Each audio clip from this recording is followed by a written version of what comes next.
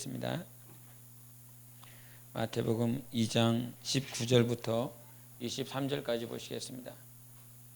마태복음 2장 19절부터 23절까지를 교독하시겠습니다.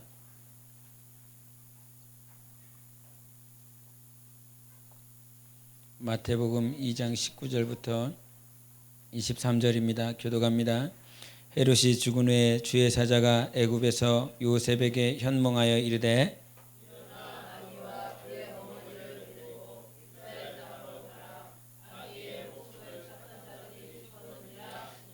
요셉이 일어나 아기와 그의 어머니를 데리고 이스라엘 땅으로 들어가니라.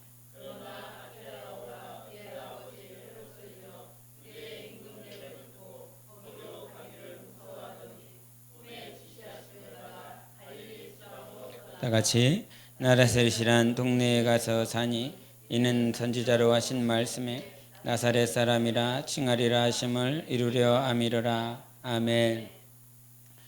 여러분 공관복음 몇 번 읽었습니까? 목사들 때려쳐야지. 몇 번 읽었습니까? 자랑입니다. 우리가 공관복음에 보면 마태, 마가, 누가를 말을 할 때 마태에서 말을 하는 예수님은 어떤 예수님입니까?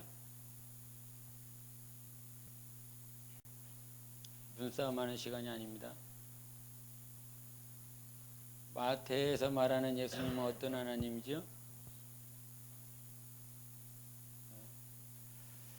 마태에서 말을 하는 예수님은 1장 1절에 말씀하신 것처럼 아브라함과 다윗의 자손 예수 그리스도의 세계라 말씀하셔서 다윗이 14대에서 42대 요셉의 아들로 오신 그 예수 그리스도가 단지 요셉의 아들이 아니라 왕으로 오셨다라고 말씀하시는 것입니다.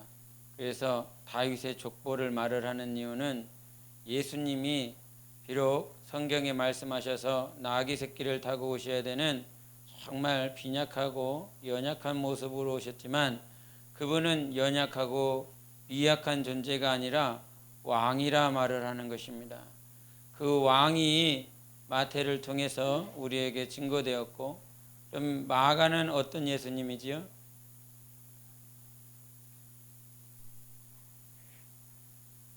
왜 그래요? 마가는 어떤 예수님을 말을 했습니까? 신현섭 늦게 왔으니까 얘기해 보세요. 마가에서 말을 하는 예수님은 종으로 오신 예수님을 말을 합니다. 종으로 오신 예수님. 자, 이제 공관복음 마지막은 누가에서 말을 하는 예수님은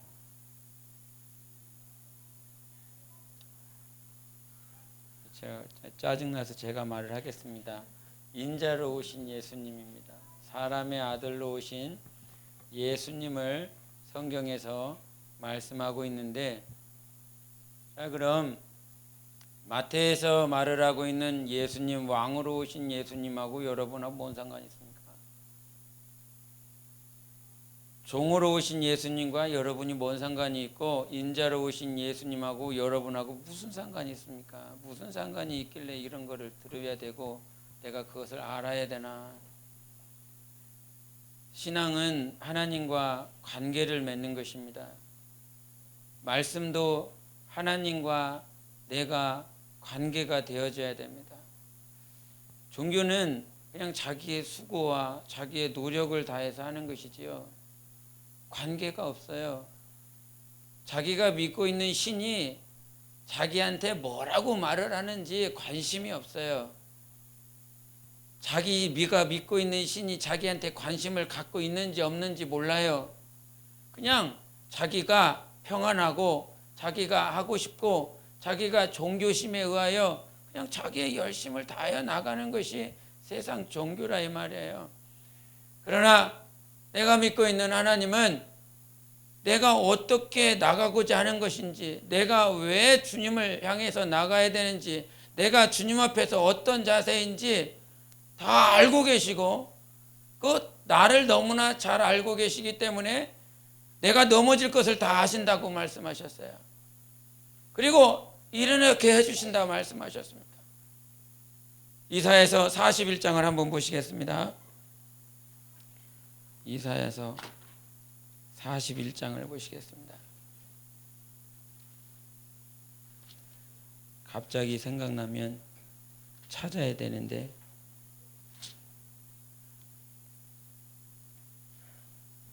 10절 41장 10절을 같이 보십니다. 시작. 두려워하지 말라 내가 너와 함께함이라 놀라지 말라 나는 내 하나님이 됨이라 내가 너를 굳세게 하리라 참으로 너를 도와주리라 참으로 나의 오른손으로 너를 붙들리라. 아멘. 이 말씀을 읽고 여러분은 아멘 하셨습니다. 그렇지요? 아멘은 무슨 뜻입니까? 여러 뜻이 있겠지만 내가 그것을 믿고 반드시 순종하겠습니다라고 하는 것입니다. 말씀에 대한 근본은, 말씀에 대한 기준은 이 말씀을 내가 믿겠다라고 하는 것입니다. 믿고 아멘 하셨습니까? 두려워하지 말라 내가 너와 함께하리라 놀라지 말라 나는 네 하나님이다 라고 하는 이 말씀이 여러분에게 믿어져야 하나님과 관계를 맺는 것입니다. 믿어지지 않는 거면 여러분도 여전히 세상 종교, 이슬람이나 불교나 아니면 유교나 수많은 종교들 가운데, 종교인들 가운데 한 사람밖에는 되지 않아요. 주님 앞에 섰을 때 제가 중국에서 전도사들한테, 지도자들한테 은의 말을 했었던 것 가운데 하나가 무엇이냐면 세상 밖에서 전도하지 말라. 전도할 사람 교회 안에 엄청 많다. 그렇죠? 옆 사람 보세요. 전도 대상자인지. 전도 대상자인지 확실히 보세요. 전도 대상자인가 아닌가. 전도 대상자가 있다니까요. 교회 안에. 예배를 드리고 찬양하고 기도하는 것 같지만 여러분 왜 그가 전도 대상자입니까? 예배를 드리는데도 기도를 하는데도 찬양을 하는데도 왜 그 사람이 전도 대상자입니까? 믿지 않기 때문인 것입니다. 예배를 드리지만 믿지 않기 때문이고 기도하지만 찬양하지만 믿지 않기 때문에 전도 대상자 이 말이에요. 우리가 죄의 유형에 대해서 나눌 때 첫 번째 죄가 어떤 죄가 있죠? 예? 아담의 죄를 뭔 죄라고 그러죠? 원죄. 자, 두 번째 자범죄가 먼저요? 본죄가 먼저요? 본죄가 먼저요? 순서가 있어요? 그냥 날마다 들은 대로 그냥 순서대로 말을 해야지. 그러니까 원죄, 본죄, 자범죄가 있다 이 말이에요. 근데 성경에서는 그와 같이 말을 하고 있는데 예수님이 오셔서 죄라 함은 너희가 나를 믿지 않는겠다고 말을 했어요. 과거의 죄는 아담이 지은 죄가 모든 인류 가운데 유전이 되어서 그것을 죄라 그랬습니다. 원죄라 그랬습니다. 근데 예수님은 아담의 죄에 대해서 정죄하지 않고 주님이 우리에게 죄에 대해서 새로운 정의를 내리셨는데 그것은 너희가 나를 믿지 아니하면 죄야 라고 그랬습니다. 조금 무서워해야 되는데요. 그런가 보다. 믿지 않는 게 죄요? 그런가? 이렇게 받아들이면 안 돼요. 여러분이 구원받은 것을 믿습니까? 하나님의 자녀인 것을 믿습니까? 지금 당장 죽어도 하나님 앞에 설 자신이 있습니까? 나는 아멘이 안 되더라고. 나는 나 자신을 믿을 수도 없어. 여러분 자신을 잘 압니까? 내일도 하나님을 사랑하며 하나님을 사랑하는 자리에 있을 수 있을 것이라 확증할 수 있습니까? 확신할 수 있습니까? 나는 나 자신을 확신할 수가 없습니다. 인간은 인간을 못 믿습니다. 인간은 믿을 수 있는 대상이 아니라 어떤 대상이라고? 사랑해야 될 대상입니다. 인간은 믿는 대상이 아니라 사랑해야 될 대상이나 오직 하나님만이 믿어야 될 대상인 것입니다. 그래서 인간의 범주 안에 내가 들어가요. 인간의 범주 안에 부모가 들어가요. 인간의 범주 안에 내 자식이 들어갑니다. 그래서 나는 내 부모를 믿을 수 없어. 너무 삭막한 말인가? 그러나 믿음의 대상은 아니어도 내가 사랑해야 될 대상은 맞습니다. 믿음의 기준, 믿음의 근본은 예수 그리스도인 것입니다. 그래서 고린도전서 3장 10절을 보겠습니다. 고린도전서 3장 10절 11절을 보시겠습니다. 시작. 내게 주신 하나님의 은혜를 따라 내가 지혜로운 건축자와 같이 터를 닦아 두매 다른 이가 그 위에 세우나 그러나 각각 어떻게 그 위에 세울까를 조심할지니라. 이 닦아둔 것 다른 터를 닦아둘 자가 이 터는 곧 예수 그리스도라. 아멘. 이 터를 파운데이션이라 그랬습니다. 근본이라 그랬습니다. 기초라 그랬습니다. 그 기초가 바뀌어서는 안 됩니다. 그 기초가 변해서도 안 됩니다. 변질돼서도 안 됩니다. 그 기초는, 그 기본은, 그 파운데이션은 조금이라도 떨어져 나가서는 안 됩니다. 그래서 주님이 머릿돌인 거예요. 모든 건물을 지을 때 반드시 필요한 것은 머릿돌이라 이 말이에요. 그 머릿돌이 꺾여져서도 안 되고 부서져서도 안 되고 자리를 옮겨서도 안 되는 것입니다. 그래서 베드로를 향하여 너는 나를 뭐냐 누구나 말을 했을 때 주는 그리스도시요 살아계신 하나님의 아들이라 말씀하시고 주님은 그 베드로를 향하여 페트라라 말을 합니다. 안반이라 그럽니다. 반석이라 그럽니다. 절대 무너지거나 깨지지 않는 그런 안반이 페트라인데 그 페트라 위에 주님께서 주님의 교회를 세우겠다라고 말씀하셨어요. 그래서 믿음의 대상은 오직 그리스도 반석이신 예수님 밖에는 그 어떤 존재도 될 수가 없습니다. 그래서 사도행전에 말씀하시는 거예요. 우리에게 구원을 주실 만한 다른 이름을 주신 일이 없다. 한 번도 없다. 오직 구원은 예수다. 예수 외에 구원을 다른 곳에서 찾아볼 수가 없다. 그러니까 성경에 있는 수많은 말씀이 있는데 그 말씀들이 나하고 관련이 있어야 됩니다. 창세기서부터 계시록까지 여러분이 얼마나 다독을 했는지 모르겠지만 다독도 중요하지만 그 다독할 때 말씀을 읽었을 때 이 말씀하고 나하고 무슨 상관이 있느냐라고 하는 거예요. 왜 회개할 때 폭포수같이 눈물을 흘리죠? 평상시 여러 회개를 하지만 잠자리에 들기 전에도 회개하고 기도도 하지만 모든 기도 가운데 모든 회개함 가운데 막 눈물을 팡팡 흘리면서 주님과 교제합니까? 주님과 사귑니까? 저는 그렇지 않다고 생각합니다. 그럴 수도 없다라고 생각합니다. 날마다 육체의 공고함을 입고 있기 때문에 예배를 드려도 오늘 배추를 따고 막 피곤하잖아요. 배추 뽑느라고 막 더워갖고 막 배추 뽑느라고 육체의 공고함이 있다 이 말이죠. 그런데 육체의 공고함 때문에 하나님과 관계를 못 맺는 게 아닙니다. 예수님은요 하루 종일 복음을 전했어요. 제가 내년에 구상을 해봅니다. 여러분 듣기 싫고 짜증나고 하기 싫어도 내가 내년에는 하루 종일 복음 전하는 날 한번 해리라. 별로 안 기뻐하시겠지만 하루 종일 복음 전하리라. 그래서 지금 그 자리를 물색하고 있는데 기도하고 있는데 여러분은 하기 싫지만 여러분 영혼은 주님을 갈망하리라 저는 확신합니다. 주님께서 주신 것이 증인이 되리라기 때문에 성령이 임하시면 권능을 받고 예루살렘과 유다와 사마리아 땅끝까지 이르러 내 증인이 되어 가는 거예요. 내가 증인이 되고 싶어서 되는 것이 아니라 성령님이 그렇게 만들어 가시기 때문에 그래서 여러분 영혼에 소망이 있으니까 소망을 이룰 수 있도록 별로 달갑지 않아도 하리라. 그런데 성경의 수많은 말씀들이 여러분하고 날마다 관계가 맺어져야 됩니다. 펠로십이 맺어져야 된다 이 말이에요. 그 관계가 맺어지지 않는 건 신앙생활하고 있는 것이 아니라 종교생활하는 것이다. 예배에 참여해서 오늘 주제가 뭐죠? 낮에 야 임마 주제가 뭐예요? 오늘 낮에 주제가 이따가 예배 끝나고 물어본다고 그랬어. 오늘 목사님 뭐라고 그랬는지.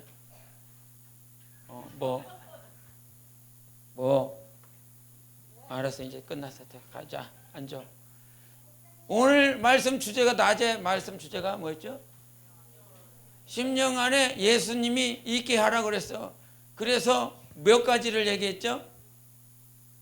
4가지예요? 5가지예요? 3가지예요? 3가지요. 너는 몇 가지요?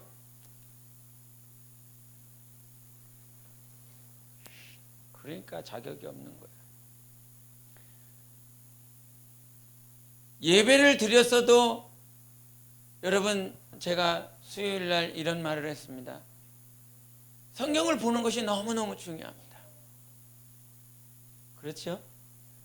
정말 중요합니다. 성경 보는 것이 너무너무 중요합니다. 말씀을 듣는 것이 너무너무 중요합니다. 군발이 잘 듣고 가서 군대생활 승리해야지. 찬양하는데 군발이가 하는 바람에 분위기가 막 군발이식으로 막 바뀌었어요. 느낌이 막 이렇게 하고 한 옥타브 막 올라가고 막 혼자서 찬양하고 은혜가 충만했는데 성경을 보는 이유가 중요하다. 말씀을 듣는 이유가 중요하다. 왜 중요하냐? 신앙생활의 목표는 영생이기 때문이다. 이 땅에서 오늘 그래서 낮에 첫 번째 하는 게 뭐예요? 심령 안에 예수님이 있게 하라라고 하는 첫 번째가 뭐예요? 주님이 우리에게 주시고자 하는 것이 뭔지를 좀 알으라 이 말이에요. 장세전에 아버지께서 예수 그리스도 안에 신령한 복을 주시기 위해서 우리를 창조하시고 그리스도 안에서 살아갈 수 있도록 예수 그리스도가 보혈의 공로를 우리에게 주신 거 아닙니까? 근데 예수님이 아버지께서 우리에게 주시고자 하는 것이 뭔지를 모르기 때문에 예수님이 우리 안에서 역사하시지 않는 것입니다. 목사가 목사 욕해야지 평신도가 목사 욕하면 안 됩니다. 빌리그레아 목사님이 이런 얘기 했더라고요. 목사를 욕하면 저주받아. 그래서 제가 배추 뽑는데 따라간 거예요. 목사 욕할까 봐.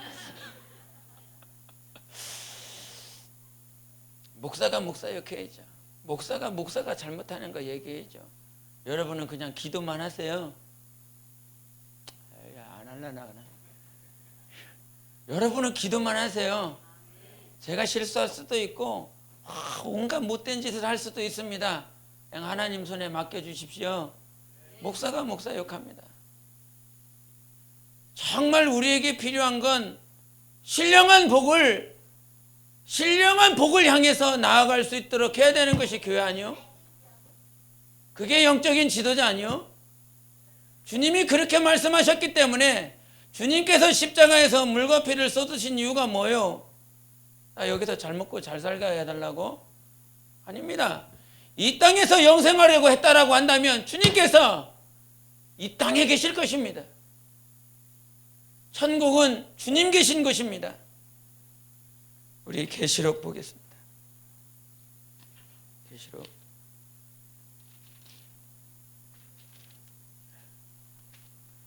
우리 계시록 21장을 보시겠습니다. 계시록 21장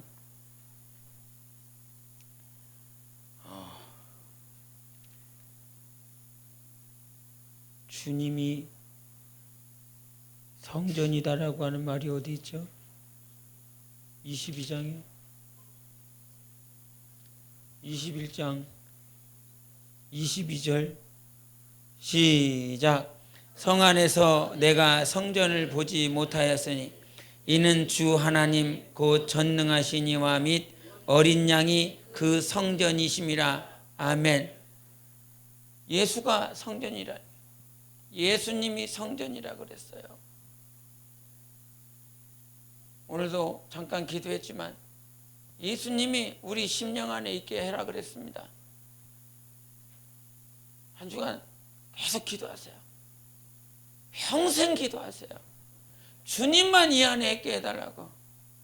남편이 서운한 말하면 서운한 그 말 때문에 막 상처 있고, 제가 오늘 그 오후에 설교 준비하다가 잠깐 이렇게 컴퓨터를 하고 있는데 저희 사모가 와갖고 그 배추 실은 거 언제 온대요? 온대요 안 온대요? 뭐 실었대요 안 실었대요? 아니 가만히 있어. 설교 준비했는데 화딱지를 냈어요. 화딱지를 내고 나서 또 괜히 미안하더라고. 화딱지 내지 말고 가지 참고. 잘 몰라. 모르는 것만 자꾸 물어보니까 자꾸 모르는 것만. 온대요 안 온대요? 싫었대요 안 싫었대요? 언제 온대요? 몇 시에 온대요? 여동생이 와 있는데 여동생 온대요 안 온대요? 몇 시에 온대요? 내가 어떻게 알아? 자꾸 모르는 것만 물어보니까 내가 막 짜증나. 설교는 준비하고 했는데 막 이렇게 짜증을 내. 사모가 시험에 안 들었기를 바라는 마음으로 남편이 싸대는 소리로, 아내가 짜증나는 소리로. 근데 이기는 방법 한 가지요. 내 안에 주님만 있으면 됩니다. 정말 주님이 나를 사랑하시기 때문에 주님만 내 안에 있으면 다 승리할 수 있습니다. 참 이 말이 때로는 목회자로서 말하기가 삭막하진 않을까 그런 생각을 해봐요. 주님만 봐, 주님만 생각해, 주님만 모셔, 주님만 바라봐, 주님만 의지해, 주님 앞에 더 가까이 나가. 이렇게 말을 하면 너무 삭막한가. 그런데 주님을 만나면 왜 주님만을 의지하라고 그러는지, 왜 주님만 네 안에 있게라고 말을 하는지 그 이유를 안다. 주님과 관계를 맺으면 왜 우리 안에 주님만 있어야 되는지를 안다 이 말이에요. 그러나 주님과 나하고 관계가 없어. 그럼 이 말이 뭔 말인지 못 알아들어요. 예수 믿으세요. 우리가 찬양전도 하고 밖에서 노방전 예수 믿으세요라고 외치지만 그들이 귀에 들려지기에, 그들의 심령에 들려지기에 예수하고 나하고 무슨 상관이 있느냐 이거지요. 마찬가지입니다. 하나님의 말씀을 들어도 지금 들려지는 이 말씀이 나하고 무슨 상관이냐 이 말이에요. 관계가 없으면 이것은 생명이 되지 않아요. 예수님께서 이 마을 저 마을 돌아다니시면서 이 갈릴리에서부터 유대 땅 베들레헴 이 유대 땅을 계속 오르락 내리락 하셨습니다. 3년 6개월 동안 유월절을 4번 보내시면서 오르락 내리락 하셨어요. 그렇게 오르락 내리락 하시면서 블레셋 지방을 제외한 이 사마리아에서 이쪽까지 계속 이 마을 저 마을 다 다니시면서 말씀하셨어요. 그럼에도 불구하고 하나님의 말씀과 즉 예수 그리스도께서 내가 너에게 이른 말이 영이요 생명이라 그랬는데, 내가 너에게 하는 말은 생명이라 그랬는데 그 생명의 말씀이 사두개인들하고는 전혀 관계가 되지 않았습니다. 바리새인들 하나님의 율법을 너무너무 잘하는 사람들임에도 불구하고 예수님이 주시는 생명의 말씀과 전혀 상관이 없었습니다. 우리 요한복음 보겠습니다. 요한복음 10장을 보시겠습니다. 요한복음 10장 3절부터 5절까지를 보시겠습니다. 시작. 문지기는 그를 위하여 문을 열고 양은 그의 음성을 듣나니 그가 자기 양의 이름을 각각 불러 인도하여 자기 양을 내놓은 후에 앞서가며 양들이 그의 음성을 아는 고로 따라오되 타인의 음성은 알지 못하는 고로 타인을 따르지 아니하고 도리어 도망하느니라. 아멘. 양은 누구의 음성을 듣는다고 그래요? 3절 시작. 문지기는 그를 위하여 문을 열고 양은 그의 음성을 듣나니 그가 자기 양의 이름을 각각 불러 인도하여 내느니라. 아멘. 목자라고 한마디도 없었는데요, 갑자기 목자라고 그러세요. 문지기가 결국은 목자지요. 문지기가 목자예요. 그 이스라엘의 그 우리는 양우리는 그 문에 문지기가 서 있는데, 그 문지기가 양들이 왔다 갔다 하는 것을 막기 위해서 목자가 양떼들과 함께 자며 문지기로서 목자가 거기를 지키고 있습니다. 그래서 여기서도 말을 했던 것처럼 양은 누구의 음성을 들어요? 문지기 그의 음성을 들어요. 근데 듣기만 해요. 중요한 건 안다라고 하는 거예요. 4절에 시작. 자기 양을 다 내어놓은 후에 앞서가면 양들이 그의 음성을 아는 고로 따라오되, 따라가는 이유가 있어요. 자기 양이 아닌데도 다른 우리에 있는 양도 그 문지기가, 그 목자가 뭐라고 소리를 지르면 다른 우리에 있는 양도 뭔가 들어요. 소리를 듣는다 이 말이죠. 그러나 다른 우리에 있는 양은 그 목자의 소리는, 문지기의 소리는 들어도 알지는 못해요. 문지기가 뭐라고 말을 하는지 듣는다라고 하는 건 여러분 귀에 들리는 것이 중요한 것이 아니라 알아줘야 돼요. 알아줘야 됩니다. 지금 나한테 뭐라고 하는지 알아줘야 따라가는 거예요. 그냥 들어서 따라가는 것이 아니라 들었으면 알아야 돼. 뭐라고 나한테 얘기를 했는지. 예배를 드렸으면 들은 것이 끝난 것이 아니라 들었으면 나한테 주님이 뭐라고 말씀하셨는지 알아야 주님을 따라갈 거 아닙니까? 크리스찬에 뭐라고 그랬어요? 크리스찬은 예수님 따라가는 사람. 예수님 따라가는 사람이 크리스찬이에요. 그러면 주님이 나한테 뭐라고 하는 음성이 들려야 내가 따라갈 거 아니에요. 그랬더니 음성을 들으라고 그랬더니 뭐라고 하는 세상적인 그 음성을 들으려고 하는 것이 아니라 여러분 안에 예수님이 계십니다. 심령 안에 예수님만 계셔야 돼요. 그 성전은 누구라고요? 예수님이라니까요. 예수님 외에는 다른 그 어떤 것도 그 성전에 차지할 수가 없었습니다. 아무도 그 성전 안에 들어갈 자가 없었습니다. 여러분이 정말 하나님의 성전이라고 하면 내 안에 누구만 있어? 예수님만 있어야 되거든요. 그래서 우리는 날마다 성장해야 돼요. 그리스도의 장성한 분량에 다다르기까지 우리는 그냥 예수 믿는 사람이 아니라 예수 믿었다라고 한다면 반드시 변화되는 삶을 살아가야 됩니다. 제가 그래서 사도 바울 얘기하잖아요. 사도 바울의 4단계, 첫 번째 단계 뭐였어요? 그렇죠? 그런 게 있었잖아요. 그죠? 그러나 그가 나는 사도 중에 사도다라고 말을 하면서 내가 왜 예수님의 직접 부르신 제자들과 다를 바가 뭐가 있겠느냐. 초기 사역 때는 그랬다 이 말이에요. 나는 사도 중에 사도야. 그들 예수님이 부르신 사도들과 나는 다를 바가 없이 예수께서 나 다메섹 도성에 갔을 때 예수님이 나 부르셨고 예수님이 나 찾으셨다. 나 사도다 그랬어요. 그러나 그가 정말 인생의 마지막 글을 쓰면서 디모데를 향하여 나는 이제 죄인 중에 괴수다 그럽니다. 처음에는 하나님이 부른 것이 감사하고 은혜 가운데서 내가 사도다 그렇게 말을 했지만 시간이 가면 갈수록, 시간이 지나면 지날수록, 하나님은 알면 알수록 나는 죄인 중에 괴수인 거예요. 로마서에 그러잖아요. 정말 은혜가 가장 더하는 곳이 어디입니까? 죄가 있는 곳입니다.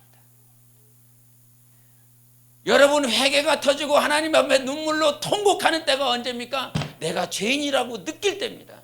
내가 죄인이라고 경험할 때입니다. 그때 말할 수 없는 통곡이 우리의 영혼을 해방시켜버리죠. 마찬가지입니다. 우리의 신앙은 정말 시간이 지나면 지날수록 나 구원받았다가 아니라 오늘도 하나님의 은혜로 말미암아 성령님의 인도하심으로 말미암아 내가 오늘도 변화되며 성장하며 성숙되어져 가고 있다. 그래서 나 자신을 계속 낮추는 거죠. 계속. 우리 고린도전서 10장을 보시겠습니다. 10장 23절을 보겠습니다. 10장 23절 시작. 모든 것이 가하나 모든 것이 유익한 것은 아니요 모든 것이 가하나 모든 것이 덕을 세우는 것은 아니니. 아멘. 우리 30절과 31절도 31절 33절 보겠습니다. 시작. 그런즉 너희가 먹든지 마시든지 무엇을 하든지 다 하나님의 영광을 위하여 하라. 나와 같이 모든 일에 모든 사람을 기쁘게 하여 자신의 유익을 구하지 아니하고 많은 사람의 유익을 구하여 그들로 구원을 받게 하라. 아멘. 시간이 지나면요. 부모님 보세요. 부모님. 제가 한 영상을 봤는데 그 영상에 하늘같이 든든한 아버지 이런 제목의 영상을 봤습니다. 그 영상을 봤는데 어떤 모 기업이 광고를 하기 위해서 이 설문조사를 했는데 그 설문조사에서 아직 자기 자녀를 뒀는데 40개월 미만의 자녀를 둔 아빠를 불러다가 한 5, 6명을 불러다가 설문조사를 해요. 근데 그 설문조사 내용에 아이를 언제 안아봤습니까? 아이가 자고 있는 모습을 언제 봤습니까? 아이에게 사랑한다라고 언제 고백해봤습니까? 그 설문조사가 몇 개가 있었는데 그 설문조사를 보는 모든 아빠들의 모습이 그 설문조사를 보자마자 다 웃기 시작합니다. 아이를 생각하며 자기와 아이와의 관계 속에서 있었던 것들을 생각하며 웃으면서 설문조사에 참여하는 모습이었습니다.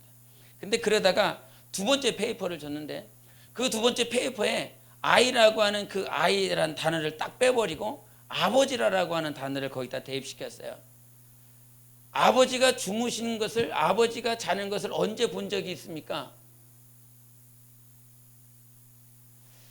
아버지한테 사랑한다라고 언제 고백해봤습니까? 신동호. 아버지를 언제 안아봤습니까? 이 설문조사가 아이에서 아버지로 바뀌어서 설문조사를 딱 보니까 그 5, 6명 되는 그 아빠들의 얼굴들이 다 시무룩해집니다. 얼굴이 굳어집니다. 막 고민하는 모습들이 보입니다. 그 고민하는 모습과 함께 영상이 딱 켜지면서 그들의 아버지가 나옵니다.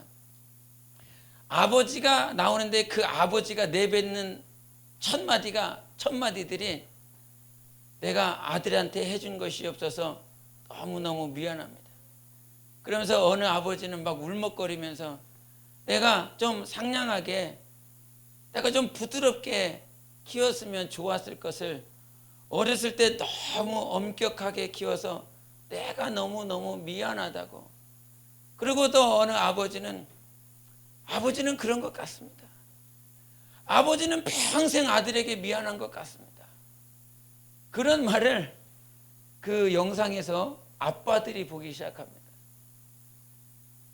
얼굴이 막 일그러지고 눈물을 흘리고 막 어떻게 막 할 수 없는 그런 모습들이 비춰집니다. 그러다가 아버지들이 문을 열고 설문조사하는 그 설문조사실에 들어오자마자 막 눈물을 펑펑 흘리는 아빠들의 모습을 제가 봤습니다. 그 영상을 보면서 아버지라고 하는 그 아버지는 시간이 가면 갈수록, 옛날에 이런 동영상이 있었잖아요. 태어나서 얼마 되지 않으니까 아버지가 슈퍼맨이었어. 아버지가 최고였어. 그런데 시간이 지나면 청소년이 되고 청년이 되면 아버지가 별로 나한테 해줄 수 있는 것도 없고 아버지가 무능하고 아버지가 아무것도 아니었어. 그런데 자기가 가정을 이루고 자녀를 낳고 살다 보니까 정말 내 아버지처럼 나를 키워줄 수 있는 분은 이 세상에 아무도 없는 거예요. 아버지의 진짜 모습을 회복하기 시작하는 것입니다.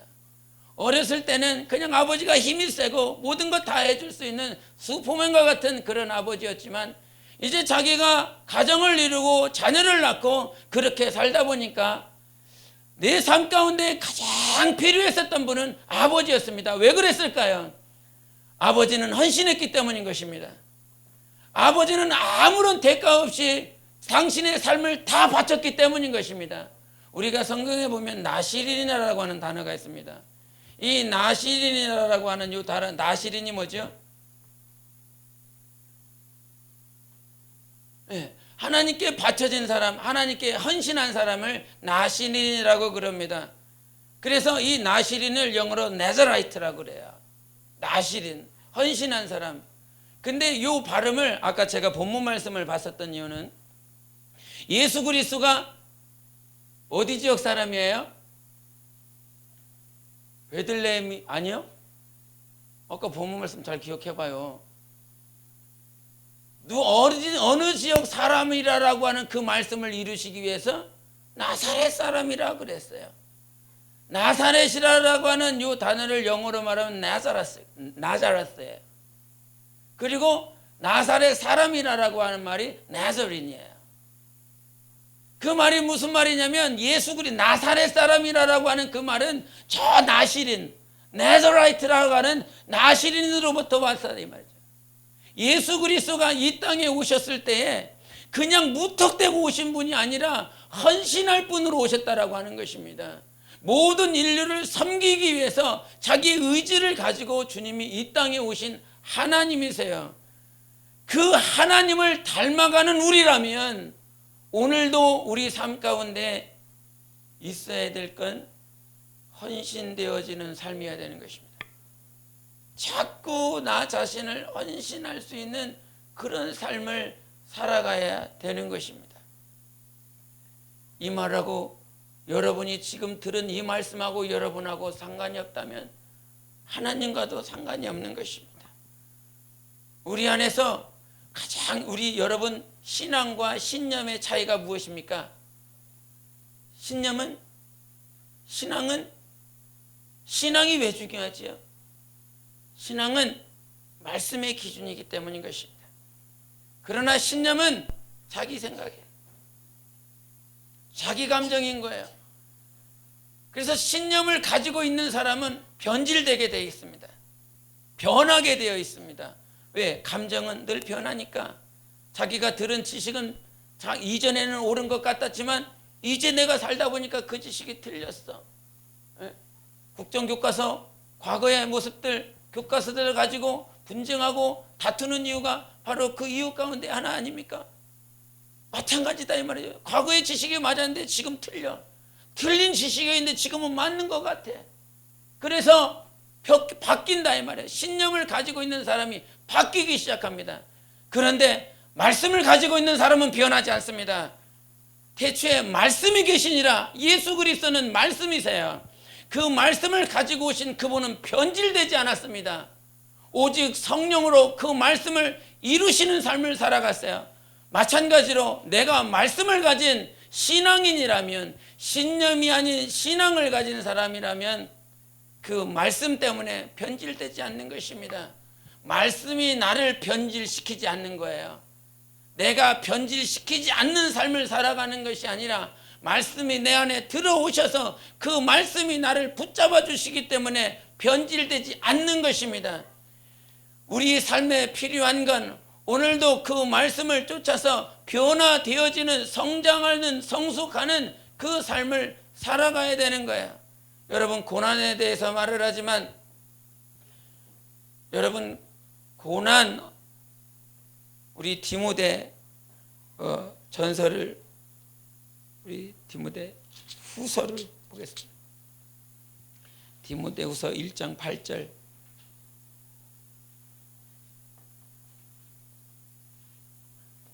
(1장 8절을) 같이 읽겠습니다. 시작. 그러므로 너는 내가 우리 주를 증언함과 또 주는 이유를 갇힌 자 된 나를 부끄러워하지 말고 오직 하나님의 능력을 따라 복음과 함께 고난을 받으라. 아멘. 복음과 함께 고난을 받으라고 그랬는데 하나님의 능력이 없이는요 고난을 받을 수가 없습니다. 여러분 고난 그러지만 우리가 고난을 말을 할 때 지금 여러분이 생각하는 그 고난은 여러분 삶 가운데, 가정 가운데 자녀들과 가족들과 아니면 사업과 직장과 학업과 그런 여러분이 관계를 가진 삶 가운데서 고난을 말하고 있지 않습니까? 그런데 바울은 디모데를 향해서 너 복음을 위해서 고난을 받으라 그럽니다. 여러분이 좀 들려줘야 됩니다. 하나님의 능력을 따라 이제는 복음을 위해서 고난을 받자 이 말이죠. 복음을 위해서. 그것이 여러분 영혼과 정말 관계가 있기를 바랍니다. 복음을 위해서 고난을 받는 삶을 주님께서 요구하세요. 우리 권사님 금요일에 베드로전서 5장 10절에 있는 말씀을 통해서 그 고난으로 말미암아 하나님께서 우리를 굳건하게 하신다 그랬어요. 그 터를 굳건하게 하신다 그랬지요. 그 터가 굳건해지는 우리의 영혼을 말을 했는데 우리의 영혼이 굳건해지려면 반드시 뭐가 있어야 된다고요? 고난이 있어야 된다고 그랬어요. 여러분 성경에 사도 바울이 마누라 옆에 내가 하도 들들 볶아갖고 막 성질 나갖고 이런 말이 있습니까? 다행히 사도 바울은 결혼을 안 해갖고 마누라가 바가지 긁지 않았습니다.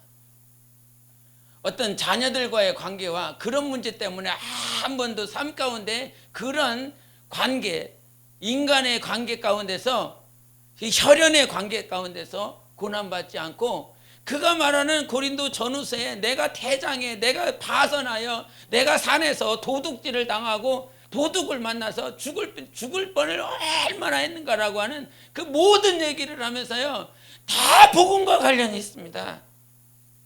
복음을 전하는 과정 가운데서 복음을 전하는 현장 가운데서 에베소에서 복음을 전하다가 다 죽이네 살리네 하면서 도망 나왔지요. 다 복음과 상관이 있습니다. 하나님께서 우리를 만들어 나가시는 일에 삶 가운데서도 고난을 받게 하십니다. 아멘. 삶 중에 정말 이 자녀와의 관계 속에서 나의 부족한 면을 또 남편과 아내와의 관계 속에서 부족한 면을 다듬어 가시기 위해서 하나님께서 계속 티격태격하게 하십니다. 내 안에 주님이 없으면 계속 싸우는 거예요. 계속 싸우는 겁니다. 그렇게 하나님께서 나를 변화시켜 나가고 성장시켜 나가십니다. 그런데 본질을 잊지 마시라. 사도 바울이 고난을 받으라라고 하는 그 고난은 혈연으로 말미암는 고난이 아니라 복음을 위하여 고난을 받으라 그러는 것입니다. 복음을 위하여 고난을 받을 때에 하나님께서 오늘 낮에 말했어요. 세 번째, 예수 그리스도가 심령 안에 있게 하는 방법 세 번째가 뭐였죠? 제가 잘 못해서 어리버리해서 세 번째가 진리를 말을 하라고 그랬습니다. 진리를 말을 할 때에 성령님이 오신 것은 요한복음 14장 26절에 말씀하신 것처럼 예수 그리스도께서 하신 그 말씀을 가르쳐 주시고 생각나게 해준다 말씀하셨어요. 성령이 일하심으로 말미암아 날마다 내 안에 예수 그리스도가 계실 수 있습니다. 그러나 진리와 상관없는 삶을 살아가면 내 안에 예수 그리스도와 상관없는 삶이기 때문에 주님의 이 안에서 계시는지 안 계시는지 몰라요. 진리를 위해서 살아가는 여러분이시지요? 여러분이 되시기를 바랍니다. 그렇게 되어져야 됩니다. 누구를 위해서 말하지 않아요. 개척기여기 때문에 이런 얘기를 하는 것이 아니고 목사기 때문에 이런 얘기를 하는 것이 아니고 제가 제 안에서 주님이 말씀하시는 거 합니다. 내 안에 성령께서 감동하시는 것입니다. 20년, 30년, 40년 지나고 나서 우리는 주님 앞에 다 설 것입니다. 마라나타 찬양하셨지요? 주님 오실 길을 만들자. 여러분 영혼이 주님 오실 길을 만드세요. 주님을 만나는 길을 만드는 것입니다. 그러나 내가 주님 만날 수 있는 그 길을 만들어 나갈 수 있는 것이 아니에요. 동굴을 스스로 파나가는 것이 아니에요. 정으로 막 파서 나가는 것이 아니라 이 말이에요. 주님이 내 안에서 일하실 때에 주님 만날 길을 우리가 만들어 갈 수 있는 것입니다. 그래서 마라나타가 되는 거예요. 사도 바울이 거침없이 마라나타 주 예수여 오시옵소서 이 얘기를 하지 않는 것이에요. 성경에 있는 모든 말씀은 성령의 감동을 받은 자들이 기록한 것입니다. 성령의 감동을 받아 마라나타 하신 거예요. 성령을 받은 자가, 성령의 감동을 받은 자가 오늘도 주 예수 그리스도를 사모할 수 있는 것입니다. 니고데모에게 하신 말씀이 무엇입니까? 하나님의 나라는 오직 물과 성령으로 거듭난 자만이 하나님의 나라를 보고 하나님의 나라에 들어갈 수 있다. 예수님께서 바리새인에게 가르쳐줬습니다. 율법에 묻는 모든 지식을 가지고 있는 자에게 가르쳐 주셨습니다. 지식이 아니라 오늘도 영생으로 인도하시는 분은 성령님이세요. 여러분 신념을 가지고 있습니까? 신앙을 가지고 있습니까? 내가 이렇게 봉사하면, 내가 이렇게 예배드리면, 내가 이렇게 하나님 섬기면, 내가 이렇게 목사 좋은 거 사주고 목사 좋게 섬겨주면 하나님이 나 복 주실 거야? 아니요. 신념이 우리를 복 주지 않아요. 여기서 말하는 복도 신령한 복을 말을 하는 것입니다. 신념이 우리에게 신령한 복을 주는 것이 아니라 신앙으로 말미암아 하나님께 복을 받는 거예요. 정말 우리의 믿음으로 그 신앙은 누구와 무엇이 기준이 되어야 된다고요? 말씀이 기준이 됩니다. 그래서 신념 가지고 사는 사람은 말씀이 없어요. 그러나 신앙을 가지고 있는 사람은 말씀을 가지고 있기 때문에 그 말씀이 이루어지는 일에 사용받는 것입니다. 말씀을, 여러분 한 말씀이 이루어지기가 얼마나 힘든지 압니까? 여러분 창세기부터 계시록까지 이 많은 말씀 가운데 여러분 영혼에 이루어진 말씀이 몇 절입니까? 우리가 복음중재라고 말을 하죠. 그 말씀이 내 안에서 이루어진 말씀 구절이 몇 절이나 됩니까? 그냥 보는 거 말고 듣는 거 말고 나는 이 말씀이 이루어졌어. 이 말씀 속에서 하나님께서 나를 이 말씀을 경험하게 하셨어. 수많은 말씀이 있지만 신앙을 가진 신앙 안에 기준인 그 말씀이 우리 안에서 이루어 나가는 그런 삶을 사셔야 되는 것입니다. 말씀이 일하셔야 됩니다. 여러분 다른 거 아니요. 말씀이 내 안에서 운동할 수 있도록 그 말씀을 날마다 영접하세요. 오늘 어떤 말씀을 영접하셨습니까? 영접하셔야 됩니다. 말씀을 영접하시고 그 영접한 말씀을 살아가는 거예요. 하나님은 말씀이셨으니까 오늘도 말씀이 기준이 돼서 그 말씀을 영접하고 그 말씀대로 살아갈 때에 그 말씀이 내 삶을 이루어 나가는 것입니다. 저는 지난주에 이런 말씀, 엘리 엘리 라마 사박다니 그랬지. 나의 하나님 어찌하여 나를 버리셨나이까 이랬습니다. 그 말씀이요 막 은혜로 다가오더라고요. 영어에 보면 Why have you forsaken me? 이렇게 거든요. 현재 완료형을 써서 왜 나를 지금 포기해 놓고 계십니까? 이 말입니다. 왜 지금 이 순간에도 여전히 나를 포기하고 나를 버리셨습니까? 이 말입니다. 여러분 하나님이 예수 그리스도를 버리셨습니까? 안 버리셨습니까? 안 버리셨습니까? 버리신 거예요? 안 버리신 거예요? 안 버리셨어요? 그렇죠. 안 버리셨죠. 그러나 그 순간에는 예수님을 버리셨어야 됩니다. 아버지가 그 십자가에서만큼은 버리셨습니다. 겟세마네에서 기도하는 그 순간에는 버리셨습니다. 그래서 왜 지금 나를 버려놓고 계십니까? 왜 나를 포기해놓고 계셨습니까? 그 말씀이 은혜가 되더라고요. 늘상 읽던 말인데 늘상 대하는 말이고 늘상 들었던 말인데 왜 나를 지금 포기하고 계십니까? 성경에 그랬잖아요. 하나님은 우리를 포기한 일이 없다고. 근데 하나님 아버지는 예수 그리스도를 그 순간만큼은 포기했었어야 돼요.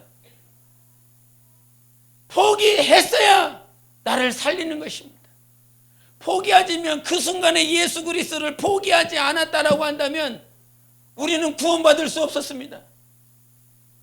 그만큼 하나님의 아들 예수 그리스도를 포기해야만이 나를 살릴 수 있는 것. 그래서 우리가 어찌하여 나를 버리셨습니까? 라고 하는 그 순간이 하나님이 이처럼 인류를 사랑하십니까? 라고 하는 말씀이었다는 사실. 그 순간은 버리셔야 돼요. 아버지 하나님께서 아들 예수 그리스도를 그 순간만큼은 버리셔야 돼요. 누구를 위해서? 우리를 위해서, 인류를 위해서. 이것이 인본주의가 아니라 하나님의 뜻이라 이 말이에요. 영원전부터 우리 인류를. 그래서 우리 로마서 보겠습니다. 5장 8절을 보시겠습니다. 5장 8절 같이 읽도록 하겠습니다.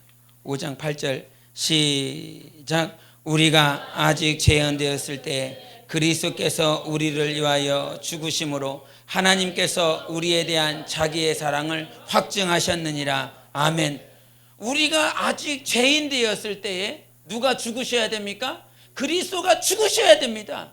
그 순간만큼은 죽어야 되고 그 순간만큼은 아버지 하나님과 단절되었어야 됩니다. 왜? 우리의 사랑을, 우리를 향한 하나님의 사랑을 위해서, 확증하시기 위해서 그 순간만큼은 아버지 하나님 앞에 버림당하는 순간이에요. 그러나 하나님 아버지는 아들 예수 그리스도를 버리시지 않고 무덤 가운데 내버려 두시지 않고 살리시고 부활로 승천으로 영광의 왕으로 부좌우편에 앉게 하셨습니다. 하나님은요, 우리의 삶을 아들 예수를 포기하시기까지, 아들 예수 그리스도를 버리시기까지 우리를 사랑하시는 분이십니다. 그분을 버리시기까지요. 여러분, 성경에 하나님이 사랑하시는 자가 누구라고 그랬습니까? 예수밖에 없어요. 그 요단강에서 올라오실 때 이는 내 사랑하는 자요 내 기뻐하는 자라고 그랬습니다. 아들 외에는 사랑이 없어요. 그럼에도 불구하고 우리를 사랑하려고 하는 존재로, 사랑하시기 위한 존재로 지으셨기 때문에 아들 예수 그리스도를 버리신 것입니다. 그 누가 아들을, 죄인을 위하여 자기 아들을 바칠 자가 어디 있겠는가? 우리 신앙에 정말 모든 순간에 이해가 되지 않는 환경들이 얼마나 많은지 모릅니다.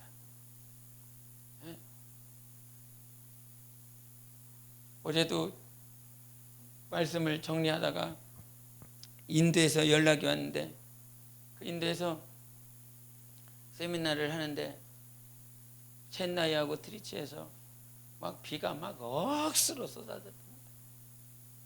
달이 다 잠기고 뭐 다 이게 교통수단 다 마비돼 버리고.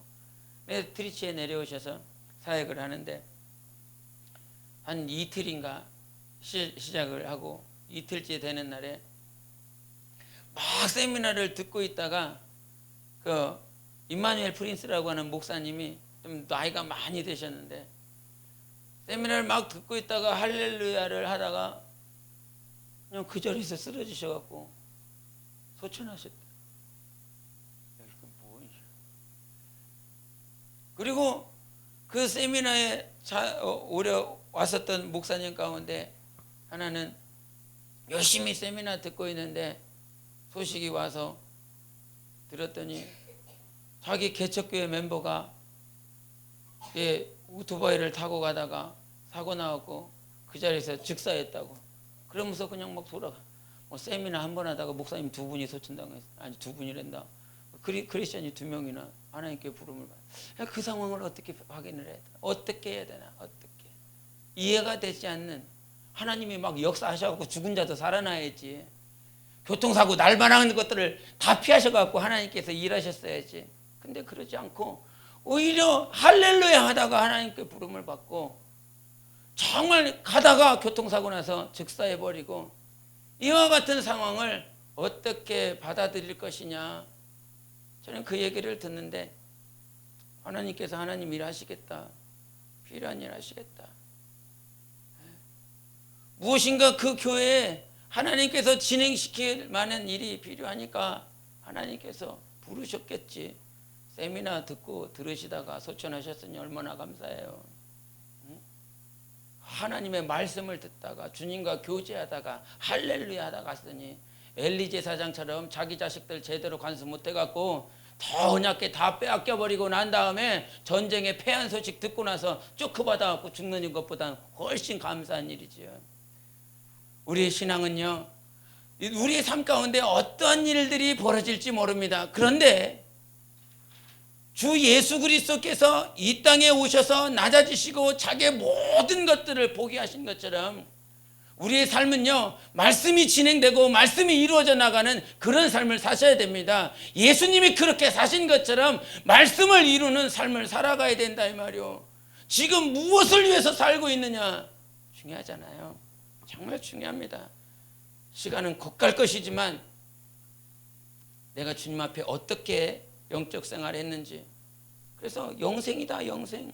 다른 것 하지 말고 영생을 목표로 해서, 내가 아무리 공부를 잘했으면 뭐합니까?